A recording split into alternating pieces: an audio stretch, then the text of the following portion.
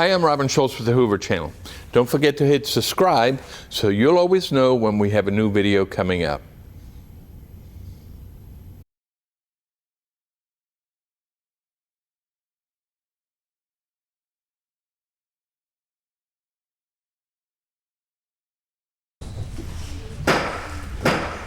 Good evening and welcome to the August 11th meeting of the Hoover City Council. I'd like to call the meeting to order and ask the clerk to call the roll. Council President Lyda. Council President Lyda. Here. Council President Posey. Councilmember Swiney. Councilmember Driver. Here. Councilmember Murphy. Present. Councilmember Middlebrooks. Here. Councilmember McClinton. Here. The quorum present, we will proceed. If everyone would please rise for the invocation to be given by the clerk and the maintain the pledge to be given by Council.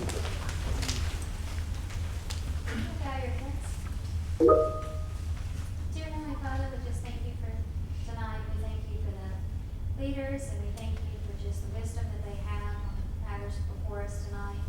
Thank you for this city, and I thank you for the blessings you give us. In the name of your Son, Jesus Christ, amen. Amen. Attention, salute, pledge. I pledge allegiance to the flag of the United States of America and to the republic for which it stands, one nation, under God, indivisible, with liberty and justice for all. Mayor, do you have any proclamations or presentations?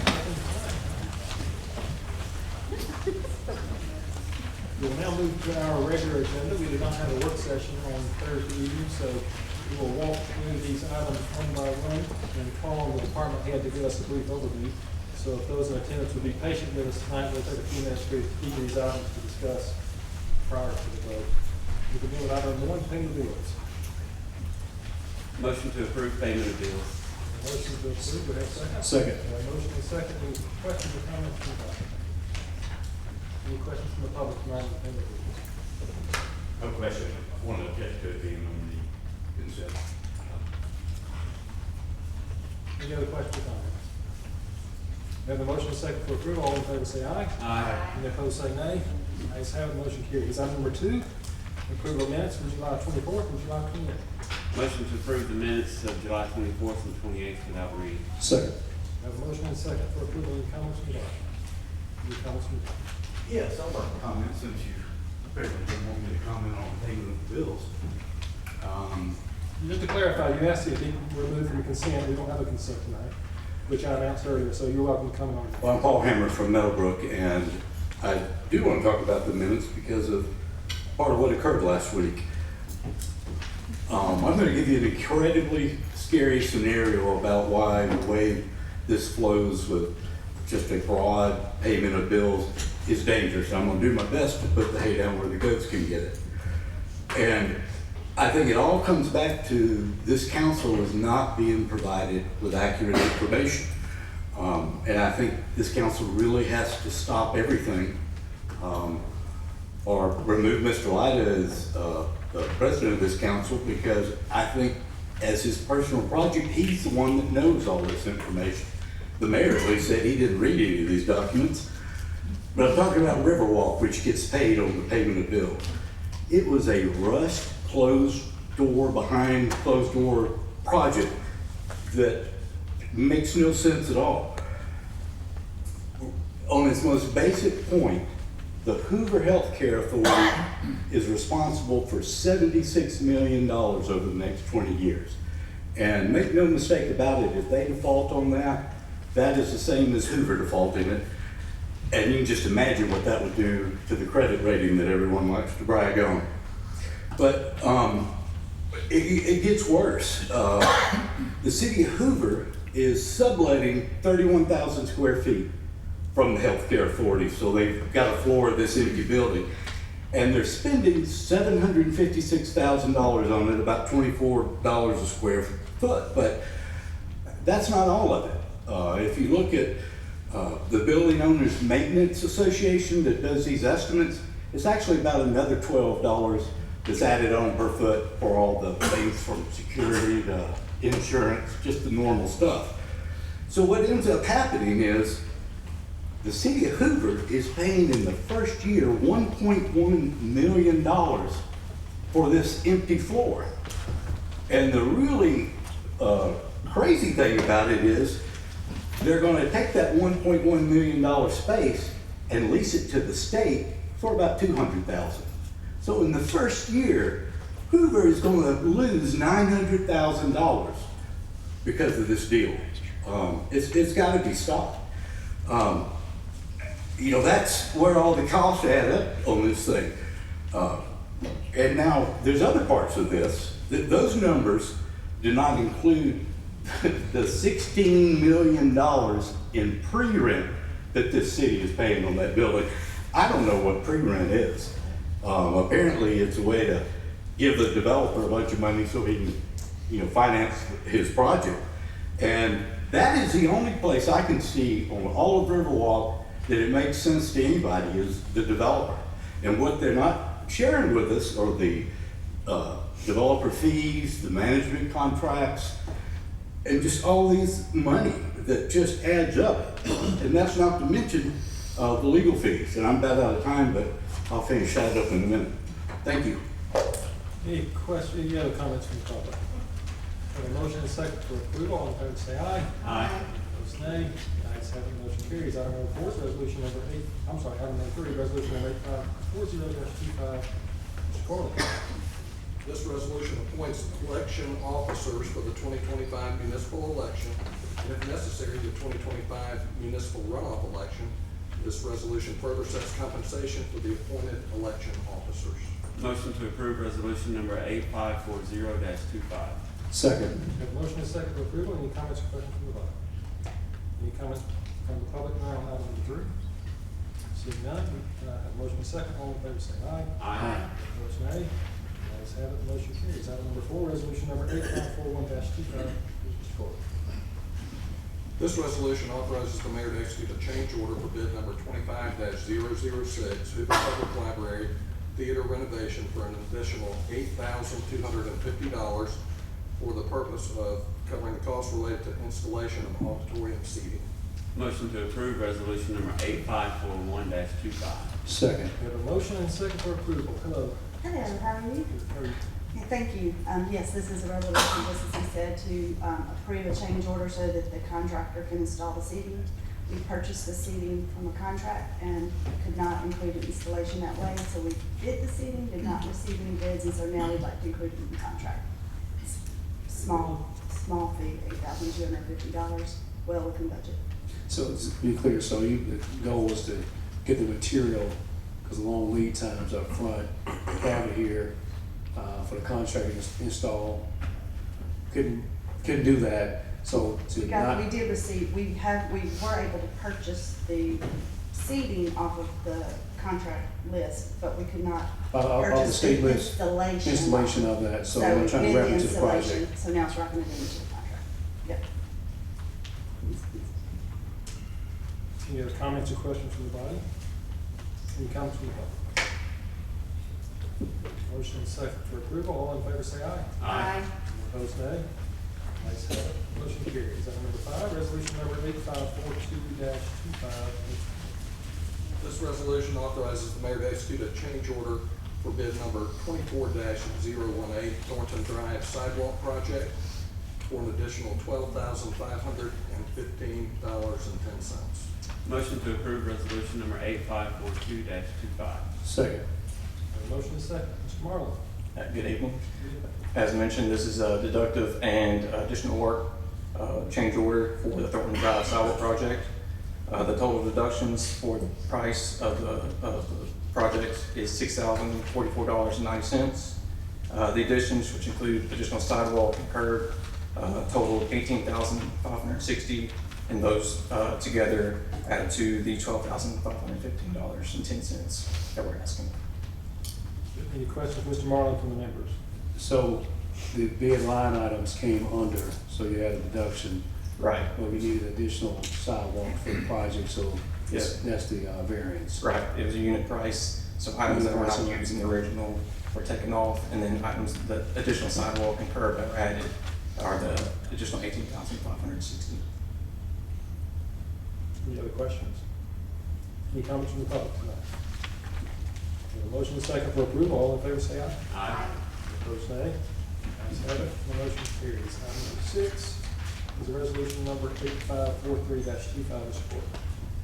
This resolution authorizes Mayor Brocato to accept a bid number 25-013 from Avery Landscaping and Associates LLC for the Chapel Lane sidewalks from Hurricane Road to Alcira Road for the cost of $548,169, and authorizes Mayor Brocato to execute an agreement reflecting the same.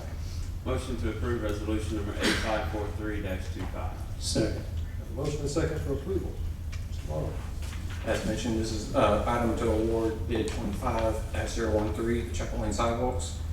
We've received 4 bids, and after we reviewed, we recommend awarding to Avery Landscaping and Associates LLC, who was the lowest responsive bidder, in the amount of $548,169.00. The contract will have 90 calendar days to complete this work, and the funds for this project were approved in fiscal year 2025 with no additional funds needed.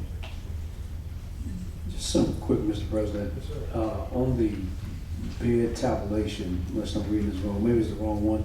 Is that Avery? Yes, sir. Is this item 6? Yes. Yes. What is 141? Is another tabulation sheet missing? Unless I don't have it in my packet. So, yeah, but it's only $41,000. $141,000 was that was the Thornton. But you said 500? This is Chapel Lane.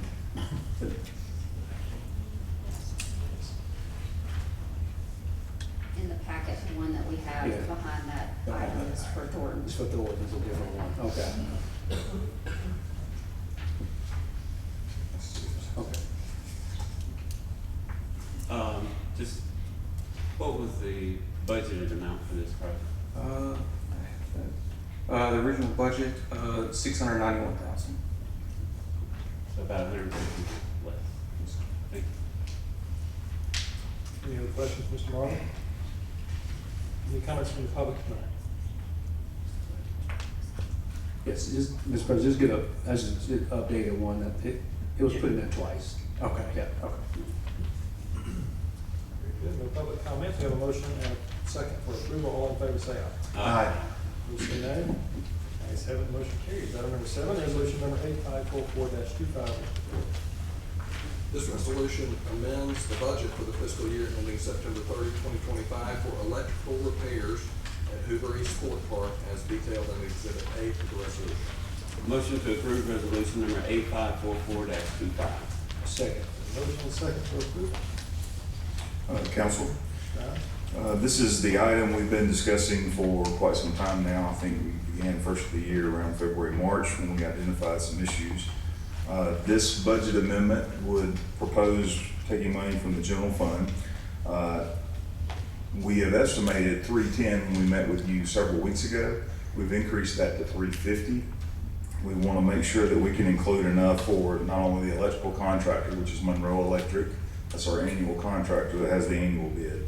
We've included Faraday testing, which has now been completed, the continuity testing and some of the resistance testing.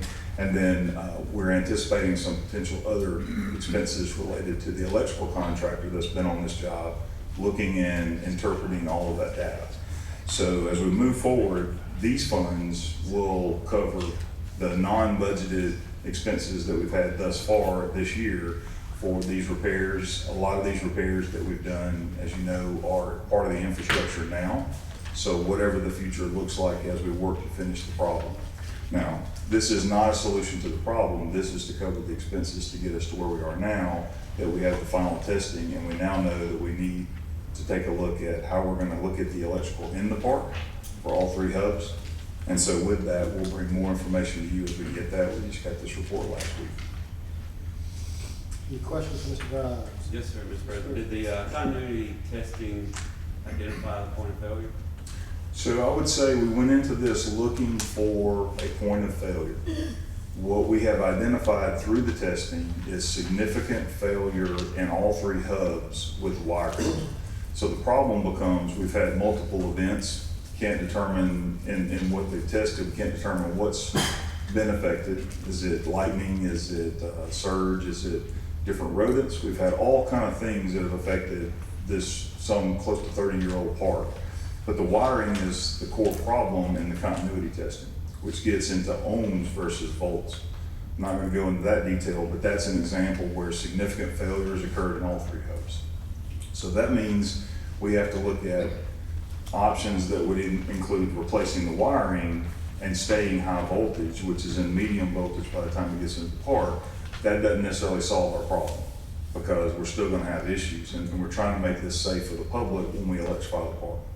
So probably the best option that we have right now, and we're working toward that, we're going to meet with the power company tomorrow, and we've got some other engineers that we're trying to get a second opinion on some of this just to verify that this happens. But in this cabling and this wiring in all three hubs, there's enough significant failure in that testing that we can't just electrify it at night, so we can't turn the lights back on completely. So with that, we went in, looked for a problem, and we realize now that all three are significant throughout the park, running into the poles and between the spans, which are underground. So we did not find a problem, we found many issues. Only question, so is the park, portion of the park shut down? We're not, since the time we found the issue with the electrification, the voltage on the fence being a little bit higher than the standard, we have not had power on at night since that time. Yes. So It's operable without power. during the daytime. All right, so the only, you may have done this, the only thing I would probably request is just do a lockout, tag out, and put a note on there, and no one shuts it off for liability sakes. Yeah. Because somebody may just break into it, shut it. I do want to point out, we've had contact through, and we'll talk about the park board tomorrow night, but we've had contact with the association for Hoover East. We had a call today. We are working through how to adjust their scheduling as they come into fall ball, activities with soccer, lacrosse, football, all the different things that happen in that park. Is the amount of the budget amendment request more than the amount of the invoices that are in the packet? Slightly, yes, because we know we're gonna have some electrical engineering invoices more than likely now that we've had the interpretation. And we're still finalizing that, but this was the buffer that we felt like would cover us. We hope we'll come in a little bit under that. Any other questions for the body? Any questions from the public on item 7? We have a motion second for approval. All in favor say aye. Aye. Any opposed, nay? The ayes have it, the motion carries. Thank you, Mr. Grimes. Item 8 is resolution number 8545-25. Mr. Curt. This resolution amends the budget for the fiscal year ending September 30th, 2025 for the purchase of Clover Point of Sale system at the Hoover Met as detailed in Exhibit A to the resolution. Motion to approve resolution number 8545-25. Second. A motion and a second for approval. Mr. Ely. Good evening.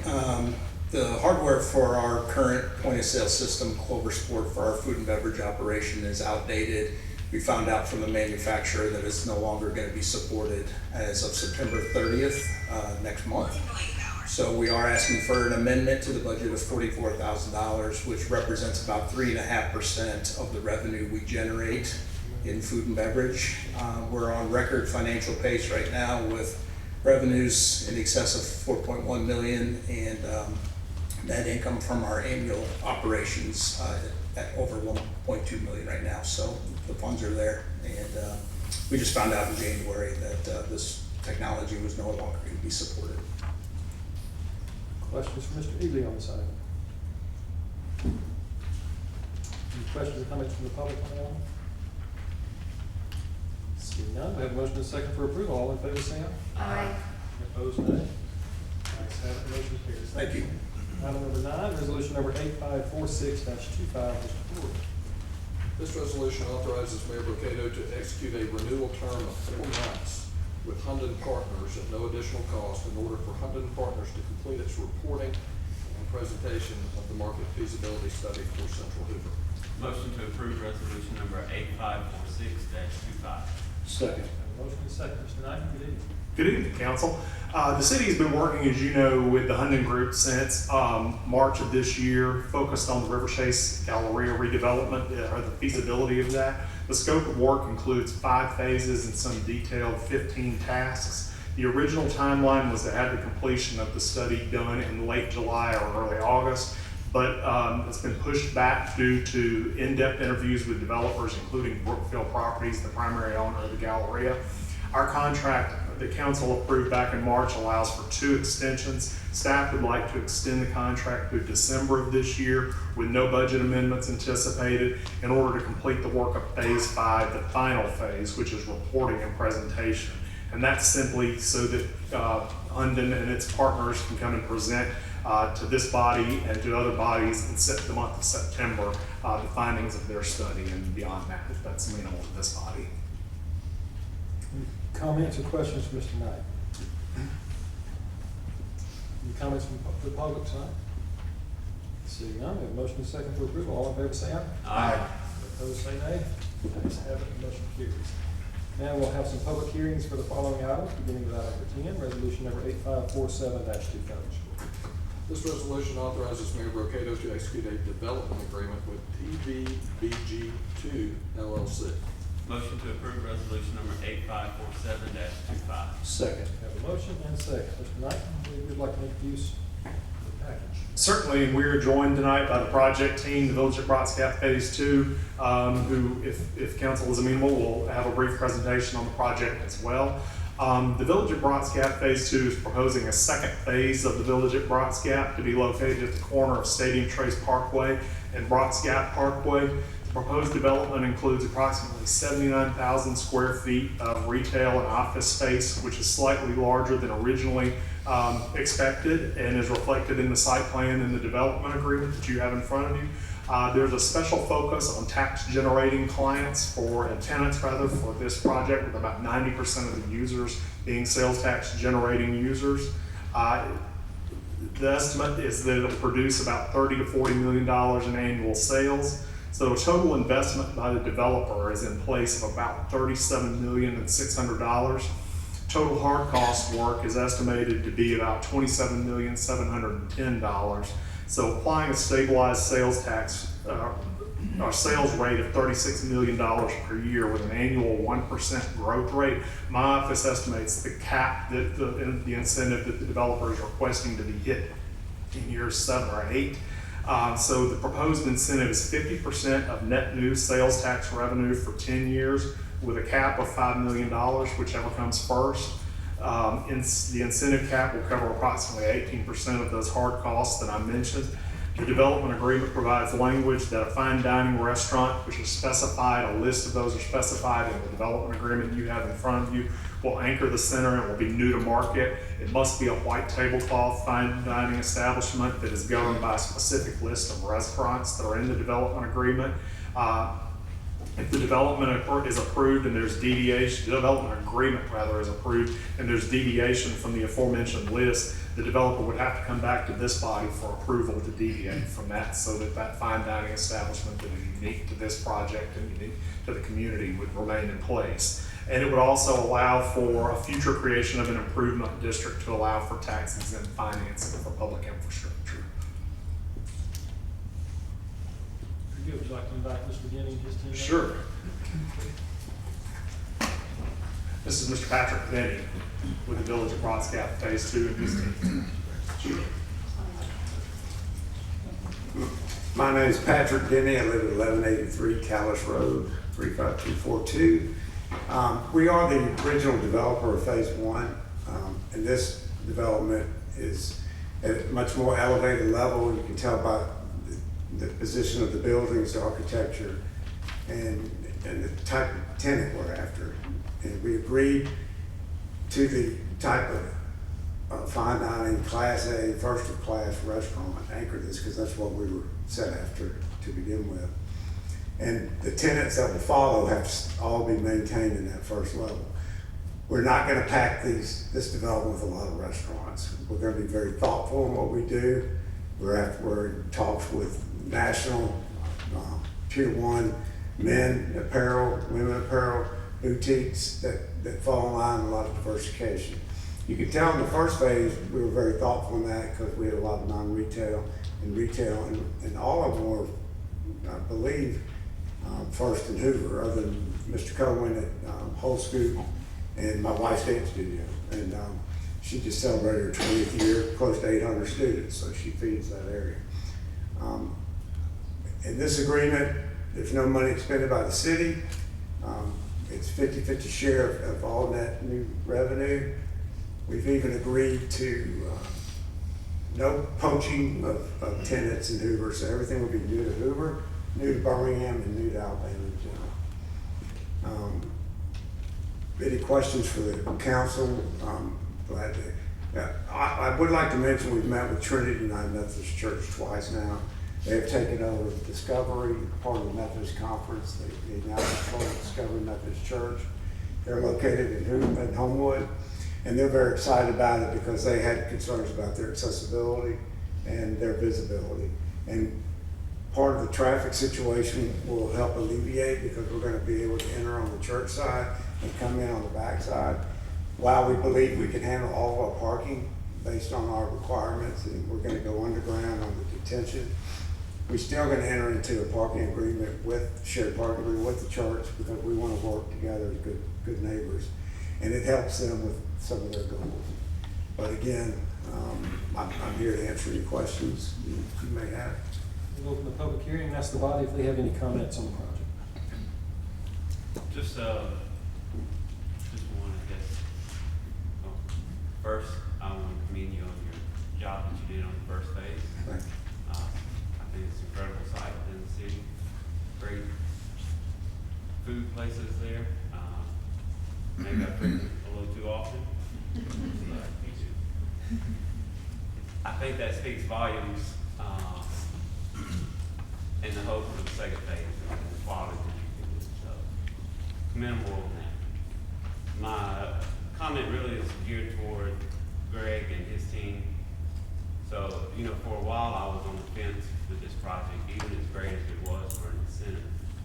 Mainly because the focus, I believe, needs to shift to redevelopment instead of new development for incentives.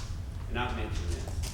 So I know your team has a few of new development potential incentive agreements in the hopper, and I will honor those. But moving forward, I think in the next administration, I really feel like new development incentives maybe needs to take a step down in priority to the redevelopment opportunities.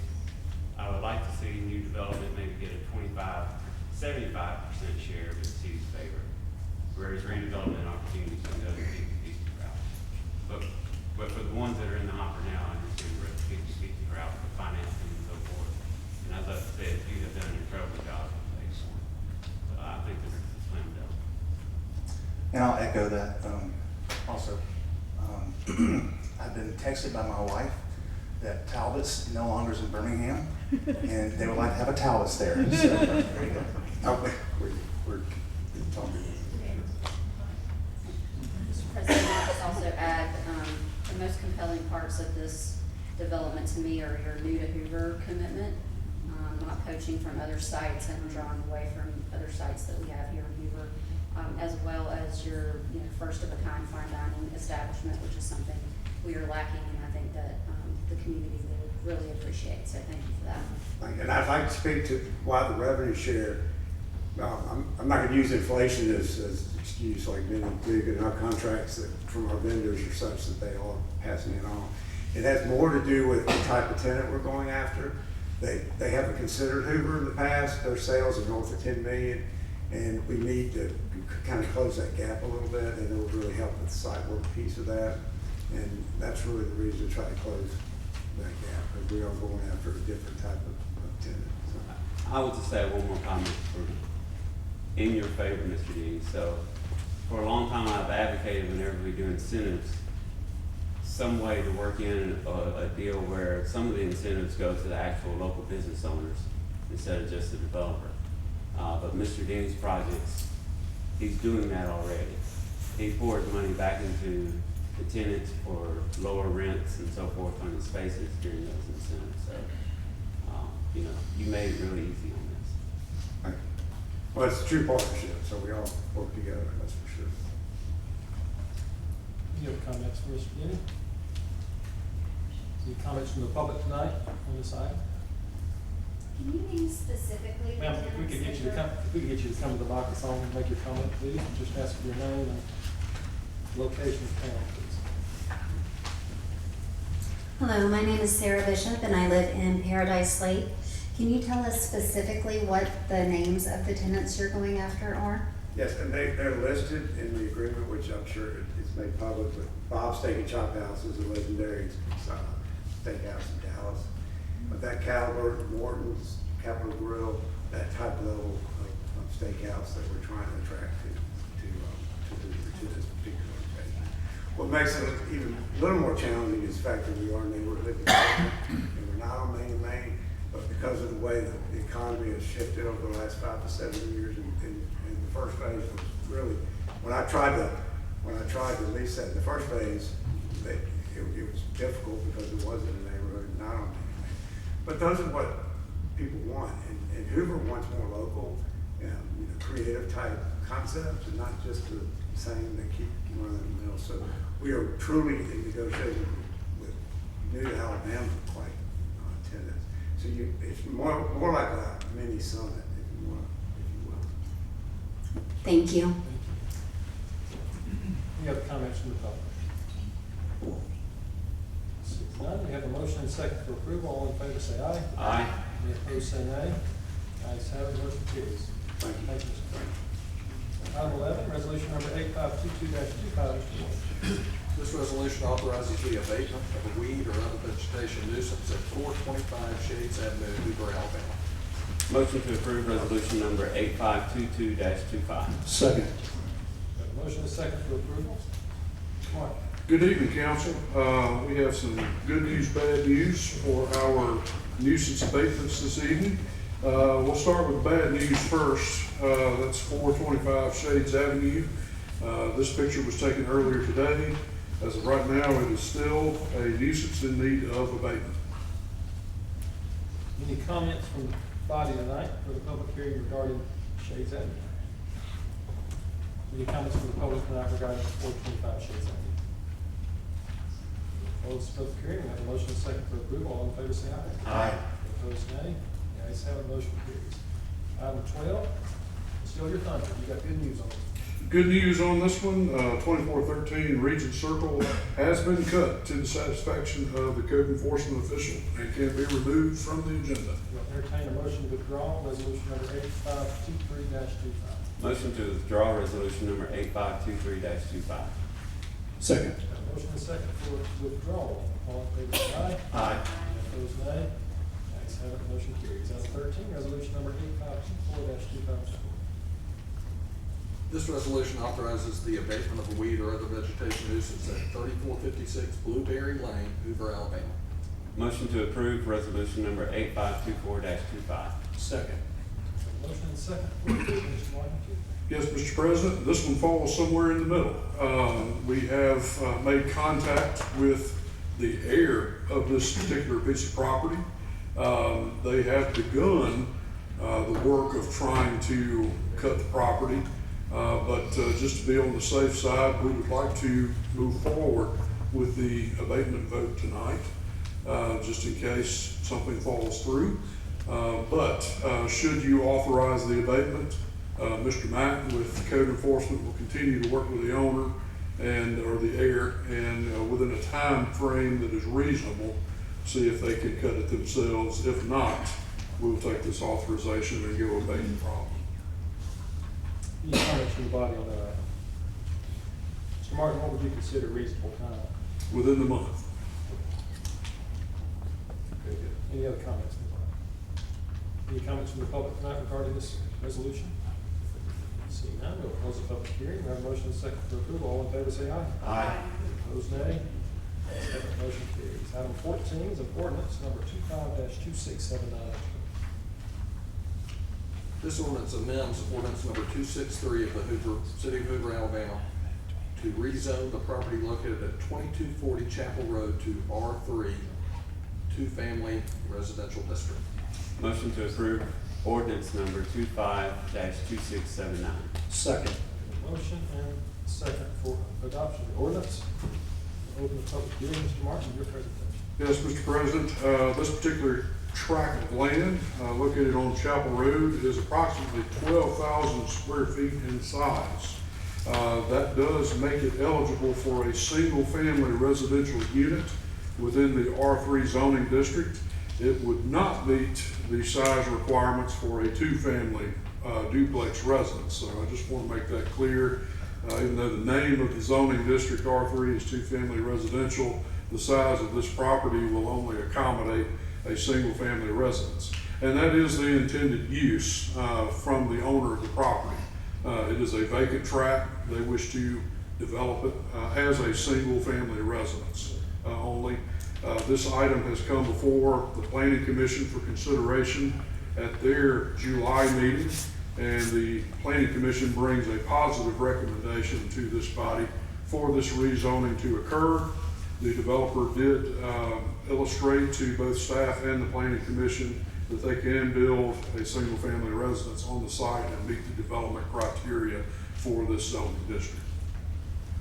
Very good. Any comments or questions from the body for Mr. Martin? Just one. Mr. Martin, you mentioned that it would not be big enough for two, so why the R3 and not R1 or estate? Well, it is due to the size of the tract. It only being 12,000 square feet in size. The only single-family district available is this, or the only district with a single-family residential option is the R3. Thank you. Any other questions? Any comments from the public tonight on the proposed rezoning?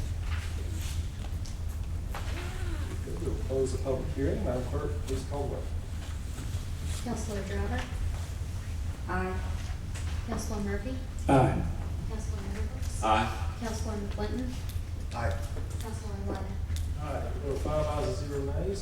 The motion carries and the ordinance is adopted. That brings us to the end of our agenda. We will now proceed with the general council comments. Anyone may have?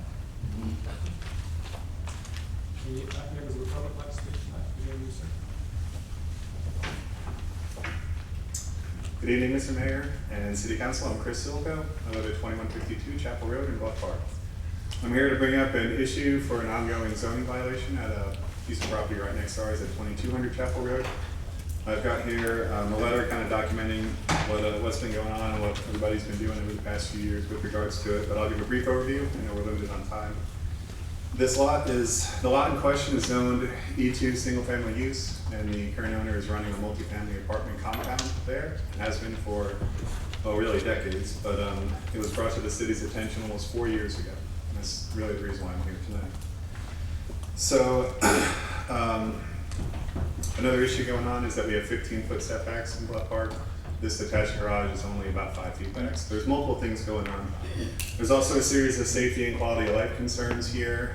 There's been all kinds of incidents, police responses. I can remember at least half a dozen times police responding for domestic disturbances, breaking and entering, even grand theft auto related to one of these tenants. This apartment building is an eyesore. It looks like crap, pardon my French. It doesn't belong in our neighborhood. It's got external plumbing, PVC pipes, extension cords rigged up to outside light fixtures, exposed wiring, the works.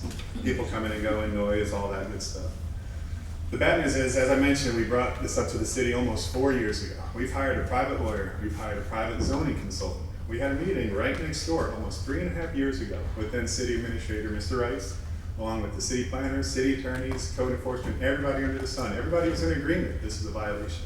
Even the property owner himself and his attorney is in agreement that this is a multifamily apartment being used, that zoning codes are not met. We brought up charges, or Maxine brought up charges in municipal court. He was convicted. He brought up more charges. He's appealing. He's dancing around. He's applied for a variance, which was denied. Years ago, a variance was denied for this, and then a few months ago, we applied for a different variance, which was denied just a few months ago, right here. My understanding is of last week, his attorney is planning to pull permits and somehow legalize this apartment that has been denied variances multiple times, that he's already been convicted for multiple times. And to be frank, we're kind of tired of this crap. I was looking through my notes. I have over 100 emails to the city. Over 100, I stopped counting. emails between myself, Matt, Dave Frosch, city administrators, city attorneys, everybody. We sat through half a dozen meetings, court cases, meetings here, and yet the problem persists. So we're fed up, we need some help. That's why we're here, Mr. Mayor. We're here specifically to ask for your personal involvement in bringing this matter to a resolution. Very specifically, we would like a meeting with you, with the city attorney, with the city administrator, another one with the city administrator, with the city planner, with code enforcement, with building codes, everybody, the entire city council. We need to draft up a way to move forward and bring this property into compliance. I thank you all for your service to our great city, and I thank you for your time. Thank you, Mr. Stewart.